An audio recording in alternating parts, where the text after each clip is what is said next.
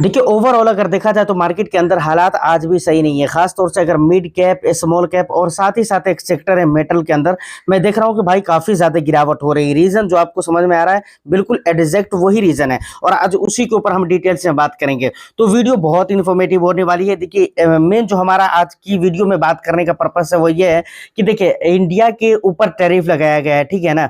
लेकिन हमारा मुद्दा ये है बात करना है कि भाई इंडिया ने आखिर जवाब क्या दिया है, ठीक है। उसके ऊपर हम डिटेल्स में बात करेंगे। इन्फॉर्मेटिव वीडियो होने वाली है। ऑफ कोर्स अगर आप एक इन्वेस्टर्स हैं यानी इन्वेस्ट करने के बारे में सोच रहे हैं तो वीडियो आपको देखना बहुत ही जरूरी है। तो वीडियो को एक लाइक कर दीजिए, शेयर कर दीजिए। चैनल को अगर अभी तक आपने सब्सक्राइब नहीं किया तो चैनल को भी जरूर सब्सक्राइब कर लें। देखिए सबसे पहली बात मैं आपको बताऊं कि भाई मंगलवार को, कब मैं बोल रहा हूं, मंगलवार को क्या कहते हैं 25% का एक्स्ट्रा टैरिफ लगाया गया था, समझ रहे हैं।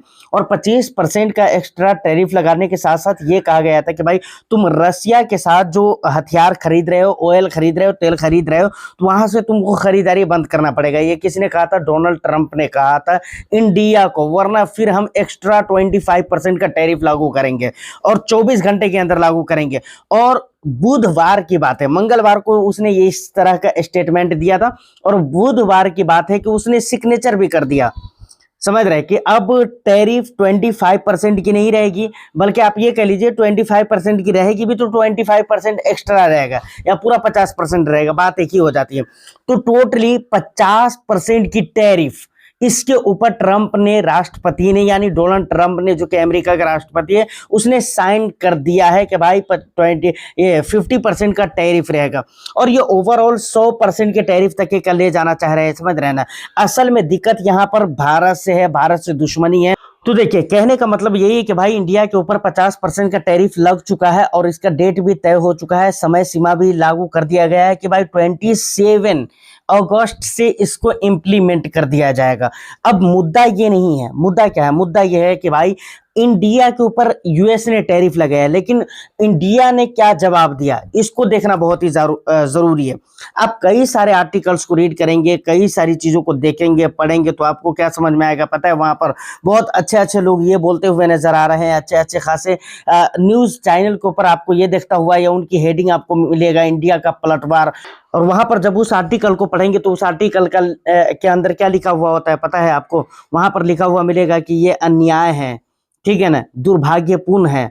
मैं ये कहता हूं, क्या मुझे नहीं समझ में आ रहा है कि भाई ये अन्याय है और ये दुर्भाग्यपूर्ण है? मुझे नहीं समझ में आ रहा है क्या, या इंडिया की दूसरी पब्लिक को समझ में नहीं आ रहा है? देखिए मुझे इस तरह की बात नहीं करना चाहिए, लेकिन जो बात मैं आपको कह रहा हूं हकीकत मानो में ये हकीकत है। और इसी वजह से लगातार टैरिफ का जोर पड़ रहा है इंडिया के ऊपर और इंडिया को बराबर मतलब नीचा दिखलाने की कोशिश की जा रही है और इंडिया को नीचा दिखलाया जा रहा है, समझ रहे हैं ना, क्योंकि इसको सही सही मानों में जवाब नहीं मिल रहा है। अब यहां पर देखिए, आप हेडलाइन देखेंगे ना तो इंडिया का पलटवार, ये बड़े बड़े न्यूज चैनल का हेडलाइन रह रहे हैं, समझ रहे हैं। ये इनकी जो है ना, मैं क्या बोलूं, ऐसे लोगों को पता नहीं, मेरे को समझ में नहीं आता है। लेकिन उस पलटवार के अंदर बस वही दुर्भाग्यपूर्ण है, अन्याय है। अन्याय आपके साथ आप करने दे रहे हो तब आपके साथ अन्याय हो रहा है। असल में हमारी इंडिया की तरफ से कोई जवाब नहीं दे रहा है। नहीं तो मैं इससे पहले के 2 वीडियो में आपको बता चुका हूं कि सबसे ज्यादा लफड़ा हो रहा था इंडिया के अंदर। खुशी मनाई जा रही थी जब डोनाल्ड ट्रंप जीत कर आया था और वहां पर बहुत सारी बातें हो रही थी कि इंडिया को आईटी सेक्टर को फायदा होगा, तो मेटल को फायदा होगा, तो वहां पर टेक्सटाइल को फायदा होगा, और भी कई सारे सेक्टर्स थे जिसके बारे में कहा जा रहा था कि भाई बहुत ज्यादा इसको फायदा होने वाला है, समझ रहे हैं। लेकिन वहां पर कुछ नहीं हुआ, आईटी को फायदा होगा, कुछ भी नहीं हुआ। इंडिया के साथ क्या हो रहा है वो चीज आप देखने को मिल रहा है आपको। और बहुत सारे लोग ये कह रहे थे कि भाई ऐसा है कि चाइना में ये हो जाएगा, वो हो जाएगा, और चाइना के ऊपर 100% का टैरिफ ठोका जाएगा, 100% का टैरिफ लगाया जाएगा। लेकिन जैसे जैसे करके चाइना पर टैरिफ लगाया गया, आपने देखा है, मैंने बराबर उसके ऊपर वीडियो बनाया है कि भाई चाइना बराबर बराबर का जवाब दे रहा है। लेकिन इंडिया के ऊपर यह कहा जा रहा है धमकियाना अंदाज में, एकदम धमकी देकर के भाई तुम रसिया से तेल खरीदना बंद कर दो, उसके बाद हथियार खरीदना बंद कर दो। रसिया से हमारी दोस्ती बहुत पुरानी है, ठीक है, यूएस से भी हमारी दोस्ती है, लेकिन अलग बात है आप अपनी दोस्ती की इज्जत नहीं कर रहे हैं तो। लेकिन रसिया से भी हमारी दोस्ती बहुत पुरानी है और इंडिया की दोस्ती है। और इंडिया को अगर एक बात जो कि अखबार में मैंने पढ़ा है वो ये पढ़ा है कि भाई कहा गया है विदेश मंत्री की तरफ से कि जो देश के हित के लिए होगा हम वो करेंगे। ये जुमला मुझे अच्छा लगा है, ठीक है। तो इस जुमला के जरिए ये कहा गया है कि भाई रशिया से अगर हमारे देश को सस्ता में पेट्रोल मिल जाते हैं या फिर हथियार मिल जाते हैं, डिफेंस की चीजें मिल जाती है, तो हम क्यों नहीं लेंगे। तो बात रियल है, हम लेंगे। लेकिन अगर टैरिफ की बात है तो टैरिफ का जवाब टैरिफ से ही देना चाहिए, जैसा कि चाइना ने दिया था। बस मैं सिंपल सी बात इतना कहना चाहता हूं, और यही रीजन है कि मार्केट का सेंटीमेंट आपको बहुत बुरा दिखता हुआ नजर आ रहा है। हमारे इंडिया के अंदर ऐसा कुछ भी रीजन नहीं है जिसकी वजह से, बल्कि हमारे इंडिया के अंदर सारी चीजें, इन्फ्लेशन को देख ले, कंजप्शन को देख ले, रेट कट वगैरह, रेपो रेट कट वगैरह, ये सारी चीजों के ऊपर अगर आप नजर डालेंगे, सारी चीजें संतुलन में, जो चीज जो जैसी चाहिए वैसी नजर आ रही है। लेकिन ये बाहरी रीजन की वजह से, यूएस की इस खराब नीति की वजह से बराबर इंडियन स्टॉक मार्केट के अंदर गिरावट हो रही है। कल के डेट में मार्केट के अंदर आपने गिरावट देखा था, वो मंगलवार को जो धमकी मिली थी कि भाई 25% की टैरिफ एक्स्ट्रा डालेंगे, रशिया से तेल खरीदना बंद कर दो, उसके हथियार खरीदना बंद कर दो, उसके बाद और भी बहुत सारी बातें, उसकी वजह से आज के डेट में भी मार्केट के अंदर उसी रीजन की वजह से गिरावट हो रही है, और आगे भी उसी रीजन की वजह से गिरावट होगी।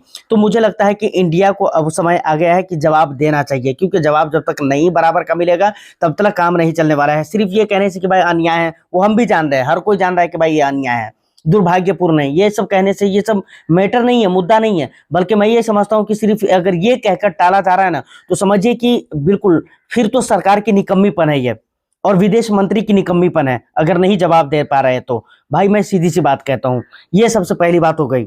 अब इन्वेस्टर्स की अगर मैं बात करूं तो भाई इन्वेस्टर्स को बिल्कुल ही बने रहना है। देखिए, कभी भी अगर आपकी पोर्टफोलियो गोल बेस्ड बनी हुई है और आपने शुरू से अगर अपनी पोर्टफोलियो को ठीक ठाक करके रखा हुआ है और वहां पर आपके इन्वेस्टमेंट चल रहे हैं, एसआईपी चल रही, तो बिल्कुल करते रहें। और इस तरह की जो भी गिरावटें हो रही हैं वहां पर बिल्कुल ही आपको डरने की जरूरत नहीं है, कुछ ना कुछ पैसे ऐड करते जाएं। ये जो भी चीजें हो रही है, कुछ लोगों का कहना है भाई, एक्सपर्ट लोग, कुछ लोग कहते हैं कि भाई ये लंबे समय तक ये चलेगा, कुछ लोग कहते हैं कि भाई शॉर्ट टर्म के लिए है ये सारी चीजें। तो मैं ये कहता हूं कि देखिए, ये जो एक्सपर्ट लोग हैं ना, इनकी जबान का भी कोई भरोसा नहीं है, क्योंकि ये लोग कब बदल जाते हैं कोई भरोसा नहीं है। अभी मैं आपको बताऊं कि आज तक की एक खबर है जिसमें मैं पढ़ रहा था कि भाई वहां पर ये कहा गया है कि भाई ओवरसोल्ड, मार्केट ओवरसोल्ड हो चुकी है। मार्केट अभी तक बहुत ज्यादा बिकवाली हो गई है। अभी कुछ दिन पहले बहुत ज्यादा वैल्यूएशन की बात हो रही थी और वहां पर अभी ओवरसोल्ड की बात हो रही है। तो समझ में नहीं आता है कि कब ये लोग अपनी जबान बंद करेंगे और कब ये लोग अपनी जबान खोलेंगे, कब क्या बोलेंगे, इनको खुद कुछ पता नहीं रहता है, ठीक है ना। और ये लोग सिर्फ भरोसे के ऊपर एक बात करते हैं भाई, सेंटीमेंट के ऊपर बात करते हैं, जो हम बात करते हैं, जो दूसरे यूट्यूबर्स बात करते हैं, बस वही बात ये लोग भी करते हैं। ऐसा नहीं कि ये लोग एग्जैक्ट वो चीज कहते हैं या फिर जो ये लोग कहते हैं वो एग्जैक्ट हो जाता है, ऐसा कुछ नहीं है। तो ये सब इनके चक्कर में पड़ने की बिल्कुल जरूरत नहीं है। ये सब लोग बस ऐसे ही बैठे हुए हैं टाइम पास करने के लिए।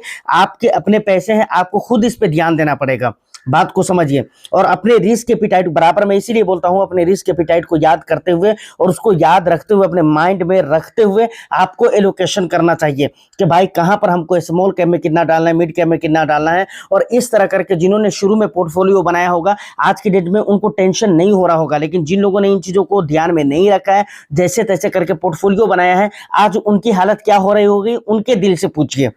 क्योंकि उन्होंने ओवरलोड अगर लेकर रखा हुआ है, रिस्क बहुत ज्यादा लेकर रखा हुआ है, तो वो सब निकलना है, वो निकलेंगे मार्केट से, मुझे मालूम है। और वो जब निकलेंगे ना, तो वो फायदा करके नहीं निकलेंगे। 100% गारंटी के साथ कहता हूं, उनके बहुत सारे पैसे नुकसान होंगे मार्केट के अंदर और वो अपने नुकसान करवा कर निकलेंगे। तो फाइनली मेरे कहने का मतलब यही है कि भाई बने रहें और देखते रहें इंडिया की तरफ से क्या जवाब दिया जाता है। अगर आपको भी देखने को मिलता है पेपर का हेडलाइन कि भाई दुर्भाग्यपूर्ण है और अन्याय है, ये सब, तो ये सब फजूल बात है, ये सब टाइम पास करने वाली चीज है, समझ रहे हैं। और इस तरह के अगर आपको पेपर मिलते हैं तो बिल्कुल उन चीजों को लेकर आप सीरियस नहीं चलिए। आप ये समझ लीजिए कि फिर जवाब नहीं दिया गया उसको, ठीक है ना। जवाब वैसे ही देना होगा जैसे कि चाइना ने जवाब दिया था। बस मैं इतनी बात जानता हूं, टैरिफ का जवाब टैरिफ से, हिम्मत है तो यही जवाब देना पड़ेगा, नहीं तो बस बात खत्म। उम्मीद करता हूं कि वीडियो और इन्फॉर्मेशन और आपका जो भी वैल्यूएबल फीडबैक हो, देखिए इस तरह की वीडियो पे आप अपना फीडबैक जरूर दीजिए। आप कैसे सोचते हैं, आपको नेगेटिव कमेंट समझ में आ रहा है तो नेगेटिव कमेंट कर दो भाई, कोई दिक्कत नहीं है। मुझे समझ में तो आए एटलीस्ट कि भाई कैसे कैसे लोग हैं, कैसे कैसे सोचते हैं, मुझे भी तो पता चलना चाहिए। वीडियो को लाइक करके शेयर कर दीजिए। चैनल को सब्सक्राइब नहीं किया है तो चैनल को भी जरूर सब्सक्राइब कर ले। मैं फिर मिलता हूं किसी नेक्स्ट एंड इंटरेस्टिंग वीडियो में, जब तक के लिए all the best. Thank you for watching.